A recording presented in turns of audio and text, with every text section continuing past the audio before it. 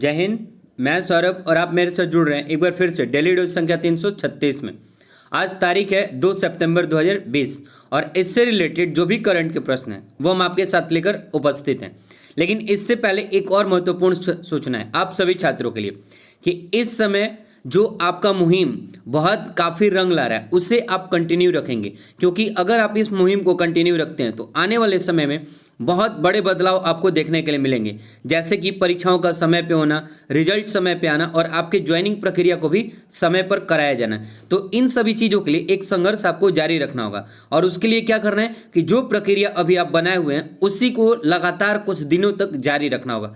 तो अपने जोश और उत्साह को ठंडा नहीं पड़ने दीजिएगा। बढ़ते अपने पहले प्रश्न की तरफ। हाल ही में किस शहर में प्लास्टिक अपशिष्ट निपटान सुविधा का उद्घाटन हुआ है? उत्तर है कोच्चि। अब ध्यान देंगे आप कि साउदर्न नेवी कमांड, जिसको हम शॉर्ट फॉर्म में SNC कह सकते हैं, इसी के फ्लैग ऑफिसर जो कमांडिंग इन चीफ कौन है? वाइस एडमिरल अनिल के चावला। कौन है? अनिल के चावला ने कोच्चि के नौसेना बेस में प्लास्टिक अपशिष्ट निपटान सुविधा का उद्घाटन किया। तो यहां से प्रश्न बन सकता है कि इसका इनॉग्रेशन किसने किया? तो क्या होगा? वाइस एडमिरल अनिल के चावला ने। ठीक है, यह जो पायलट परियोजना है कोचिन शिपयार्ड लिमिटेड ने एर्नाकुलम जिला प्रशासन के सहयोग से कितने की लागत से? 46 लाख रुपए की अनुमानित लागत के साथ शुरू की है। ठीक है, और इसमें सबसे बड़ा बेनिफिट क्या है कि इस योजना के तहत प्रति घंटे हम 1.5 क्विंटल प्लास्टिक को रिसाइकल कर सकते हैं। अब बात यहाँ पे नेवी की आई है और नेवी के आते ही हमने एक बात यहाँ पे आपको शेयर करा है, वाइस एडमिरल कौन?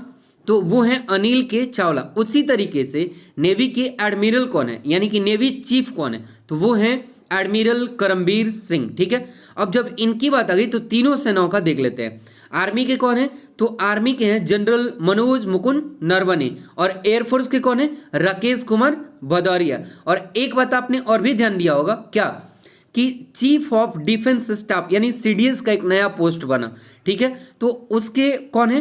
तो वो है बिपिन रावत। और बिपिन रावत इससे पहले कौन थे? तो वो थे आर्मी चीफ। ठीक है, तो इतनी जानकारी आप इस प्रश्न से ध्यान में रखेंगे। बढ़ते अपने अगले प्रश्न संख्या 2 की तरफ। भारतीय प्रेस ट्रस्ट का नया अध्यक्ष किसे नियुक्त किया गया? उत्तर है अवीक सरकार को। किसे? अवीक सरकार को। अब ध्यान देंगे यहाँ पे कि आनंद बाजार प्रकाशन समूह के वाइस चेयरमैन और एडिटर एमरिट्स अवीक सरकार को प्रेस ट्रस्ट ऑफ इंडिया यानी PTI जो भारत की एक समाचार एजेंसी है, ठीक है, और इसी का चेयरमैन चुना गया। किसको? तो अवीक सरकार को। और इससे पहले ये क्या थे? तो इससे पहले ये आनंद बाजार प्रकाशन समूह के वाइस चेयरमैन और एडिटर एमरिट्स थे। ठीक है, तो ये बात भी आपको ध्यान देना होता है कि पहले क्या थे, अभी क्या है और किसका जगह ये लिए हैं। इन 3 चीजों को जरूर ध्यान देना चाहिए। ठीक, जैसे कि ये किसका जगह लेंगे PTI में? तो ये जगह लेंगे पंजाब केसरी समूह के चीफ एडिटर विजय कुमार चोपड़ा का। तो यहां से 3 प्रश्न बनने की संभावना होती है और तीनों मैंने आपके साथ साझा करा है। इससे आप बहुत अच्छे से लिखिए या फिर बार बार सुनिए। अब ध्यान देंगे यहाँ पे कुछ बातें PTI से संबंधित, जैसे full form press trust of India. ठीक है, ये जो है वो भारत सरकार की एक प्रमुख समाचार एजेंसी है। हेडक्वार्टर का इसका न्यू दिल्ली में। स्थापना कब हुई थी? 27 अगस्त 1947 यानी आजादी के 12 दिन बाद। ठीक है, और इसके वर्तमान में CEO कौन है? यानी चीफ एग्जीक्यूटिव ऑफिसर। एक होते हैं CFO चीफ फिनांस ऑफिसर और एक होते हैं एग्जीक्यूटिव ऑफिसर। तो CEO मतलब चीफ एग्जीक्यूटिव ऑफिसर, ठीक, यानी मुख्य कार्यकारी अधिकारी। तो ये कौन है? विजय कुमार चोपड़ा है। इस प्रश्न से हमें इतनी जानकारी प्राप्त होती है।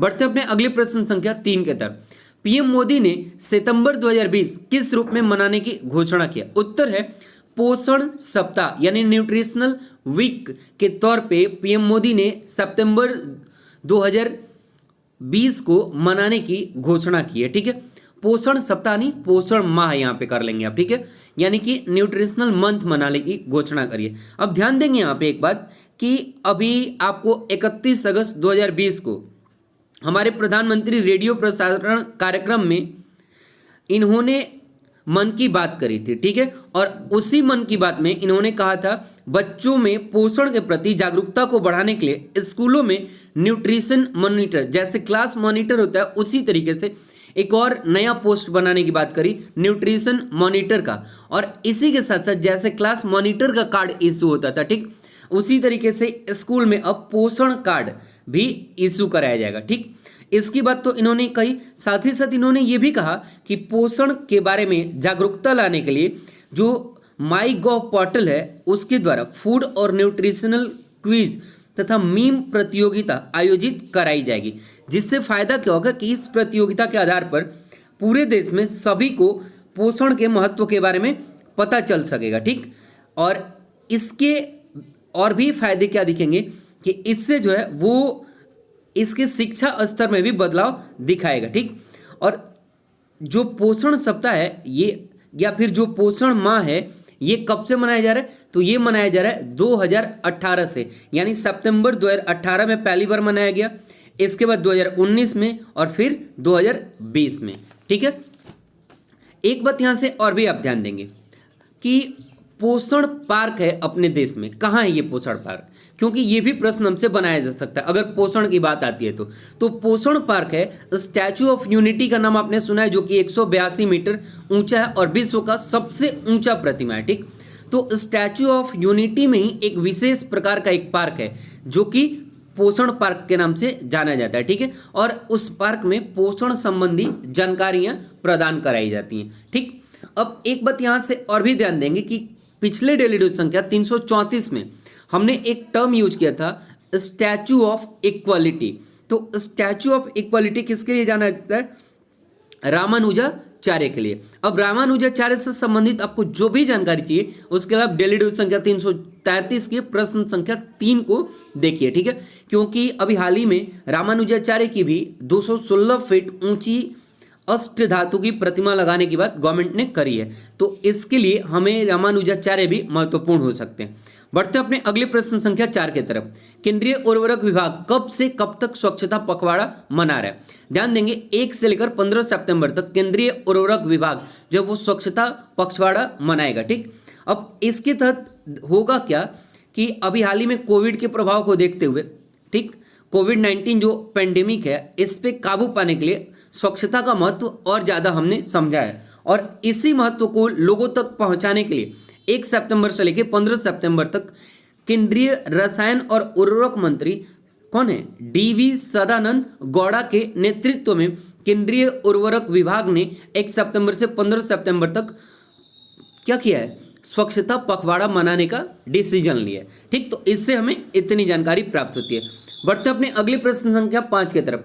CSIR स्लैश और इसके बाद क्या है CMERI द्वारा कहाँ विश्व का सबसे बड़ा सोलर ट्री यानी सोलर पेड़ विकसित किया गया? ठीक है, तो वो है दुर्गापुर, वेस्ट बंगाल। अब सोलर ट्री का मतलब क्या है कि सोलर प्लेट जैसे अलग अलग लगे होते हैं, तो ये जो है ये सोलर प्लेट एक पेड़ के तौर पे डिजाइन किए हुए हैं। ठीक है, यानी इनको देखने पर ये सोलर प्लेट दूर से एक पेड़ के डिजाइन में दिखेंगे। ठीक, अब ध्यान देंगे इसका महत्व क्या है, तो इस सोलर ट्री की स्वच्छ और हरित ऊर्जा के तहत, ठीक है, हमें 12,000 से लेकर 14,000 टोटल यूनिट बनाने हैं। ठीक, यानी इतनी हमें वार्षिक क्षमता डेवलप करानी है। इससे फायदा क्या होगा कि इससे जो है वो हम नवीकरणीय ऊर्जा के स्रोत को पा करके और अपने यहाँ इजीली सस्ते दामों पे और ऊर्जा उपलब्ध करा सकेंगे। ठीक है, और जो सौर ऊर्जा है वो हमारे लिए एक बहुत बड़ा स्रोत भी है। अब एक बात और भी ध्यान देंगे कि ये जो सोलर ट्री है इसमें कुल 35 पीवी पैनल लगे होंगे, यानी एक सोलर ट्री में 35 पीवी पैनल लगा होगा। बढ़ते अपने अगले प्रश्न संख्या 6 की तरफ। किसने मेड बोट मेडिकल ट्रॉली विकसित किया? उत्तर है भारतीय रेलवे ने। अब ध्यान देंगे कि कोविड-19 के संक्रमण को देखते हुए, ठीक, भारतीय रेलवे ने कोविड-19 के पेशेंट के लिए उन तक भोजन और दवा पहुंचाने के लिए एक मेड बोट नामक रिमोट से चलने वाली मेडिकल ट्रॉली विकसित की है। ठीक है, यानी उसको चलाने के लिए आदमी की जरूरत नहीं है, उसको रिमोट की सहायता से ऑपरेट किया जा सकता है। ठीक है, और वो सभी बेड के पास जा जाकर और उनके मेडिकल से संबंधित सामान, फूड से संबंधित सामान उन तक पहुंचाएगा। ठीक है, और इसको विकसित किसने करा है? भारतीय रेल ने। तो इस चीज को भी हम आप ध्यान देंगे। अब हमारे वर्तमान में केंद्रीय रेल और वाणिज्य मंत्री कौन है? पीयूष गोयल, तो इनका भी नाम आप ध्यान रखेंगे। लेकिन अगर आपको रेलवे की नौकरी पानी है तो जो आप अभी वर्तमान में ट्रेंडिंग में रखे हुए हैं मुद्दे को, उसे आप ट्रेंडिंग में बनाए रखें, ये भी बहुत जरूरी है। क्योंकि अब एक छात्र सिर्फ और सिर्फ पढ़ के ही अपनी सिलेक्शन नहीं ले सकता, बल्कि अपने पढ़ाई के साथ साथ उसको संघर्ष भी करना पड़ रहा है, जैसा कि आपको दिख रहा है। ठीक, तो इसके लिए आपको क्या करना है, अपने उस अभियान को भी जारी रखना है और अपनी पढ़ाई को भी जारी रखना है। बढ़ते अपने अगले प्रश्न संख्या 7 की तरफ। तेंजिंग नोर्गे एडवेंचर अवार्ड पाने वाले देश के पहले दिव्यांग खिलाड़ी कौन है? उत्तर है सत्येंद्र सिंह। अब ध्यान देंगे कि इस समय जो एडवेंचर अवार्ड है, इसके साथ साथ राजीव गांधी खेल अवार्ड भी प्राप्त हुआ है। ठीक, और ये टोटल एडवेंचर और राजीव गांधी खेल अवार्ड के बारे में हमने आपको पीछे के डेली डोज में इन डिटेल बताया। जैसे इससे ठीक पीछे वाले डेली डोज में जाएंगे तो वहाँ राजीव गांधी से संबंधित जितने भी खेल अवार्ड जितने लोगों को मिले उनके बारे में, और अगर आप डेली डोज संख्या 330 के प्रश्न संख्या 2 को देखते हैं तो वहाँ हमने एडवेंचर अवार्ड किस क्षेत्र में दिया जाता है, किस किस को दिया गया, कब से इसकी इतिहास है, इन सभी चीज़ों को रखने का प्रयास किया है। तो आप जा करके वहाँ से इस चीज़ को देख लेंगे। ठीक है, बढ़ते अपने अगले प्रश्न संख्या 8 की तरफ। हाल ही में पहली बार किन 2 स्थानों के बीच रोरो ट्रेन सेवा चलाई गई है? उत्तर है नेल मंगला से बेल तक। ठीक, अब ध्यान देंगे कि है क्या ये, तो रोरो का फुल फॉर्म क्या है? तो RO मीन्स रोल ऑन और RO मीन्स रोल ऑफ। ठीक, ये जो कर्नाटक के मुख्यमंत्री कौन, BS येदियुरप्पा, इन्होंने 30 अगस्त 2020 को बेंगलोर के नीलामंगला से यानी नीलामंगला से महाराष्ट्र के सोलापुर तक, यहाँ बेल नहीं है सोलापुर है, ठीक है, तो महाराष्ट्र के सोलापुर तक ट्रेन रवाना करा है। ठीक है, और इसी को हम रोरो ट्रेन सेवा के नाम से जान रहे हैं। ठीक, अब यहाँ पे एक बात आती है कि गवर्नर के कर्नाटक कौन है, तो आपको मैंने बहुत बार बताया कौन है, वजुभाई वाला, और अभी अभी चीफ मिनिस्टर का नाम तो हमने आपको बताया कौन है, BS येदियुरप्पा। बढ़ते अपने अगले प्रश्न संख्या 9 की तरफ। किस देश ने विश्व में सबसे शक्तिशाली एवं बड़े हाइड्रोजन बम का प्रदर्शन किया? उत्तर है रूस ने। अभी रूस ने क्या करा है, तो इसने विश्व का सबसे शक्तिशाली एवं सबसे बड़ा हाइड्रोजन बम का प्रदर्शन किया है। अब यहां से बनने वाले प्रश्न क्या है, तो यहां से 2 प्रश्न बनते हैं, एक परमाणु बम और एक हाइड्रोजन बम। हाइड्रोजन बम जो है वो नाभिकीय संलयन ऊर्जा के ऊपर काम करता है, ठीक है, यानी उसी थीम पे काम करता है, जबकि परमाणु बम जो है यानी एटम बम जिसको हम कहते हैं, वो नाभिकीय विखंडन अभिक्रिया के तौर पे काम करता है। तो यहां से इन दोनों को ध्यान रखेंगे क्योंकि ये प्रश्न बहुत बार आपके पेपर में देखने के लिए मिले और हम नाभिकीय संलयन और नाभिकीय विखंडन में कंफ्यूज होकर के गलत कर देते हैं, तो अब से इसको गलत नहीं करना है। बढ़ते अपने अगले प्रश्न संख्या 10 की तरफ।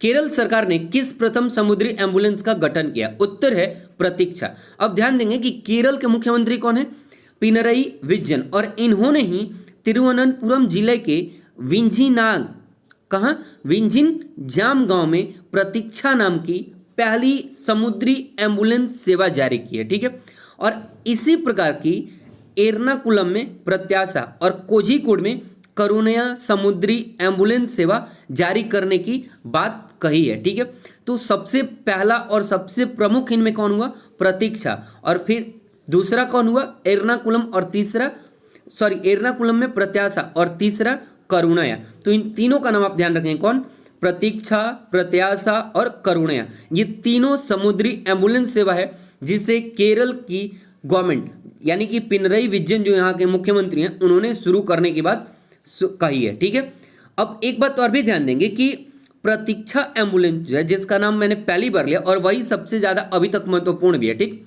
क्योंकि उसको ज़्यादा बड़े पैमाने पे लगभग 6.08 करोड़ रुपए की लागत से कोचिन शिपयार्ड लिमिटेड द्वारा उसे तैयार किया गया। ठीक, किसके लिए किया गया, तो जो समुद्री मछुआरे हैं उनके स्वास्थ्य को ख्याल रखते हुए ये एम्बुलेंस सेवा जारी करी गई है, तो इसे भी आप ध्यान रखेंगे। बढ़ते अपने अगले प्रश्न संख्या 11 की तरफ। किस राज्य द्वारा देश की प्रथम समुद्री विमान सेवा आरंभ की गई है? उत्तर है गुजरात। अब ध्यान देंगे कि पहली बार 31 अक्टूबर 2020 से गुजरात में सी प्लेन सेवा शुरू होगी। सी प्लेन सेवा का मतलब क्या, कि समुद्र के ऊपर आपको हवाई जहाज की सेवा प्रदान कराई जाएगी। ठीक, ये कहां से कहां तक होगा, तो ये अहमदाबाद के साबरमती रिवर फ्रंट से केवड़िया के state of unity statue of unity तक हवाई यात्रा प्रदान कराई जाएगी। और जब भी आपके पास स्टैचू ऑफ यूनिटी है तो दो नाम याद रखिए, सरदार वल्लभ भाई पटेल और 182 मीटर उसकी ऊंचाई। इसके साथ साथ एक और नाम क्या, राम वी सुतार, जो इसके प्रमुख जो हैं वो अभियंता रहे। ठीक, और एक चीज और याद रखिए, स्टैचू ऑफ इक्वालिटी रामानुजाचार्य, क्योंकि ये अभी हाल ही का मुद्दा है तो इससे भी प्रश्न बन सकता है। और रामानुजाचार्य की मूर्ति जो है वो 216 फीट ऊंची है और ये जबकि मीटर में। एक बात और भी आप ध्यान देंगे क्या, कि स्टैचू ऑफ यूनिटी जो है वो कांस्य प्रतिमा है। ठीक, जो मतलब कांस्य यानी ब्रॉन्ज से बनाई गई है, जबकि जो स्टैचू ऑफ इक्वालिटी है वो अष्ट धातु की बनाई जाएगी। ठीक, अब हम बात कर रहे थे कि ये केवड़िया के स्टैचू ऑफ यूनिटी तक हवाई यात्रा प्रदान करेगी। ठीक, और यह कब शुरू की जा रही है तो आप सभी को पता हो, ये 31 अक्टूबर यानी हमारे लौह पुरुष सरदार वल्लभ भाई पटेल की जयंती। ठीक, तो हमारे सरदार वल्लभ भाई पटेल की जयंती दिवस पे ही यह सीप्लेन सेवा का संचालन स्पाइस जेट एयरलाइन शुरू करेगी। तो इस चीज को आप ध्यान रखेंगे। अब एक बात और भी ध्यान देंगे कि ये जो सीप्लेन सेवा शुरू हो रही है, जैसे कि अभी आपने पढ़ा क्या, केरल में क्या शुरू हो रहा है, तो वहां पे समुद्री एम्बुलेंस सेवा शुरू हो रहा है। ठीक, उसी तरीके से यह सीप्लेन सेवा के लिए गुजरात सरकार ने केंद्रीय नागरिक उड्डयन मंत्रालय और भारतीय विमानपत्तनम प्राधिकरण के साथ एक त्रिपक्षीय समझौता करा है। ठीक, और उसी के तहत अब क्या होगा, सीप्लेन सेवा मिलेगी किसको, गुजरात को। कहां से कहां तक, तो अहमदाबाद के साबरमती रिवर फ्रंट से केवड़िया के स्टैचू ऑफ यूनिटी तक।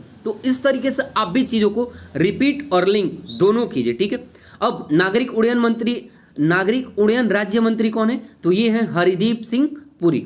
यहीं पे एक बात आप और भी रिपीट कर सकते हैं, उड़ान UDAN, तो उड़ान का फुल फॉर्म हमने क्या बताया, उड़े देश का आम नागरिक। ठीक है, अब राज्यपाल कौन है गुजरात के, तो वो हैं आचार्य देवव्रत। और इतनी जानकारी अगर आप एक बार रिपीट कर लेते हैं तो इनसे बनने वाले प्रश्न छूटने की संभावना बहुत कम हो जाती है। ठीक है, बढ़ते अपने अगले प्रश्न संख्या 12 की तरफ। केंद्रीय कोयला एवं खान मंत्रालय द्वारा कब तक 100 मिलियन टन कोयला गैसीयकरण का लक्ष्य रखा गया, उत्तर है 2030 तक। अब ध्यान देंगे आपकी 4 लाख करोड़ से भी अधिक के निवेश द्वारा 2030 तक 100 मिलियन टन कोयले का गैसीयकरण करने का टारगेट है। ठीक है, और यह घोषणा केंद्रीय कोयला और खान मंत्री कौन है, आपको इनका नाम बहुत बार सुनने के लिए मिला होगा, प्रहलाद जोशी। तो प्रहलाद जोशी ने कोयला गैसीयकरण और द्रवीकरण पर एक वेबिनार, यानी कि पहले तो सेमिनार होता था, सब लोग एक जगह इकट्ठा होते थे, कोविड की वजह से सब लोग डिजिटल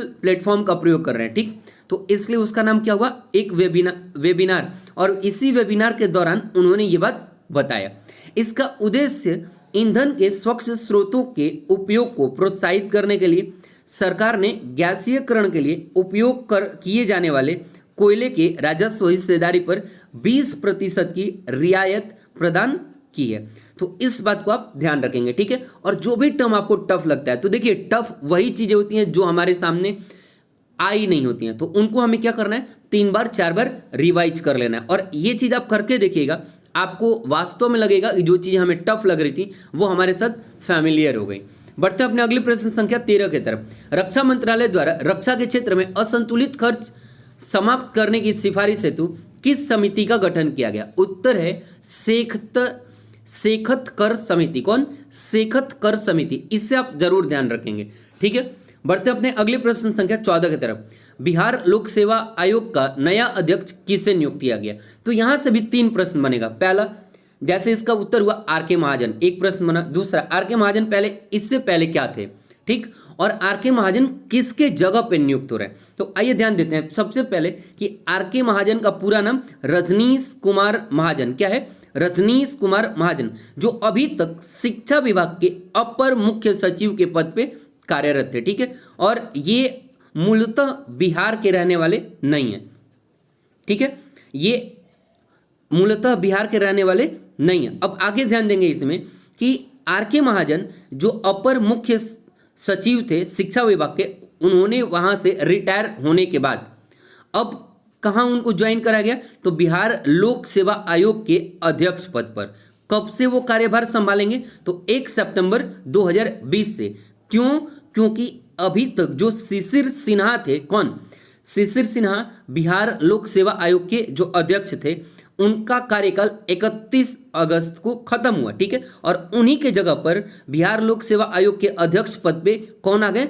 आर.के. महाजन अर्थात रजनीश कुमार महाजन। अब एक बात और भी ध्यान देंगे कि यहां से एक प्रश्न बनाया जा सकता है कि इसका कार्यकाल कितने दिन का होता है, ठीक। तो इसका कार्यकाल या तो 6 वर्ष या फिर 62 साल की उम्र होने तक, इन दोनों में जो भी पहले हो जाएगा उसी समय इनका रिटायरमेंट हो जाएगा, ठीक है। अगर 6 साल पहले पूरा हो जाता है तो 6 साल, अगर उम्र 62 साल इनकी हो जाती है तो वो, ठीक है।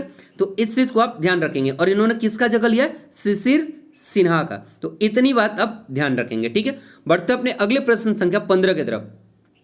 कैरिबियाई प्रीमियर लीग में खेलने वाला पहला भारतीय खिलाड़ी कौन है? उत्तर है प्रवीण तांबे। जैसे आपने सुना होगा आईपीएल, उसी तरह से ये हो गया केपीएल यानी कैरिबियाई प्रीमियर लीग। जैसे आप ध्यान देंगे कि इंडियन प्रीमियर लीग होता है, उसी तरह से अपने देश कैरिबियाई हो गया, अपने देश भारत का आईपीएल हो गया, ठीक। अब लेकिन इस बार का जो आईपीएल है वो कहां खेला जा रहा है, ये महत्वपूर्ण प्रश्न है। तो कहां खेला जा रहा है? यूएई में। कब से? 19 सितंबर से 9 नवंबर तक चलेगा, ठीक है। अब एक और भी यहां से प्रश्न बनेगा क्या कि अभी महिला T20 कहां होगा? तो वो भी होगा यूएई में, ठीक है। और कब से कब तक? तो 1 नवंबर से लेकर के 10 नवंबर तक, ठीक है। एक प्रश्न यहां से और भी बनेगा क्या कि ड्रीम 11 का नाम आपने सुना होगा, ठीक है। और अन अकेडमी का भी नाम आपने सुना होगा। तो अगर बीसीसीआई के साथ पूछ देगी 2020 से लेकर 2022 तक कब को पार्टनर कौन बना, तो अन अकेडमी बना। जबकि आईपीएल के पहले जो टाइटल नेम आता है, ठीक, जैसे अभी तक वीवो आईपीएल कहा जाता था, उसी तरीके से अब क्या कहा जाएगा? ड्रीम 11 आईपीएल, ठीक है। तो ड्रीम 11 ने वीवो की जगह पर अपनी क्या की है? जो प्रयोजनकर्ता होते हैं, जो स्पॉन्सर्स होते हैं, उनकी जगह ली है। क्यों? क्योंकि वीवो जो थी वो चाइनीज कंपनी थी और इंडिया चाइना के संबंध अच्छे नहीं होने की वजह से वीवो को इससे बाहर कर दिया गया, ठीक है। और उसका जगह कौन लिया? तो ड्रीम 11। अब ड्रीम 11 क्या, ये भी प्रश्न बन सकता है। तो वो एक सोशल प्लेटफॉर्म है, ठीक, यानी एक सॉफ्टवेयर गेम है। तो इससे भी आप ध्यान रखेंगे, ठीक है। बढ़ते अपने अगले प्रश्न संख्या 16 की तरफ। भारतीय ग्रामीणों के लिए एग्रीओटा AGRIOTA ई मार्केट प्लेस किस देश ने शुरू करा है? उत्तर है यूएई यानी यूनाइटेड अरब अमीरात, जहां की अभी हमारा आईपीएल होना है, ठीक है। तो इसी तरीके से आप भी चीजों को लिंक कीजिए। बढ़ते अपने अगले प्रश्न संख्या 17 की तरफ। Execution engines for big data analytics पुस्तक के लेखक कौन है? तो इस पुस्तक का नाम आप ध्यान रखेंगे। और राइटर कौन है? अजीत सिंह। किस पुस्तक के? Execution engines for big data analytics के, ठीक है। आज का प्रश्न आपके लिए, वर्तमान में बिहार के प्रति व्यक्ति आय कितनी है, ठीक है। तो बिहार में प्रति व्यक्ति आय कितनी है, आप कमेंट करके जरूर जवाब देंगे। और आप लोग अगर चाहते हैं डेली क्विज में पार्टिसिपेट करना, ठीक है, तो आप जो नीचे टेलीग्राम नंबर दिया हुआ है उस पर मैसेज करके और आप टेलीग्राम ग्रुप से जुड़ सकते हैं, जहां पर कि लगभग 3000 की संख्या में लड़के हैं।